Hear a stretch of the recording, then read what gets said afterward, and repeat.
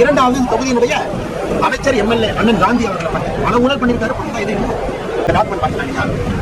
கோயம்புத்தூர்ல south India textile research association Chitra அப்படிங்கிற அமைப்புல நம்முடைய பெடல் லூம் அப்படிப்பாங்க. பெடல் லூம் கால் வச்சு பெடல் லூம் ஆப்ரேட் பண்ற கைத்தறி கால் வச்சு ஆப்ரேட் பண்ணுவாங்க. அதுல உற்பத்தியான ஒரு வேட்டி, பொங்கல் தொகுப்புல கொடுக்கப்பட்ட ஒரு வேட்டி. அந்த வேட்டி எடுத்து சோதனை பண்ணுவாங்க. 100% பருத்தி இருக்கும். 100% பருத்தி இருக்குன்னா தமிழக அரசுடைய குறிக்கோளே பருத்தி கொள்முதல், அப்புறம் வேட்டியை நெய்யணும், அதுக்கு கூலி கொடுக்கணும், அதை கொண்டு வந்து ரேஷன் கடை நம்ம இதில் பார்த்தீங்கன்னா தெரியும்.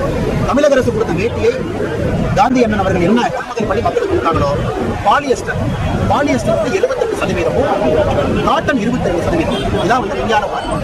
அதாவது காட்டனை குறைச்சிட்டு பாலியஸ்டர் போட்டா காட்டன் 1 கிலோ 320, பாலியஸ்டர் 1 கிலோ 160, பாதி விலை குறையும். ஆனால் பாலியஸ்டர் தூக்கி வேட்டியில போட்டு அதுவும் 10% 20% பிளெண்டிங் இல்லை, 78% பாலியஸ்டர்.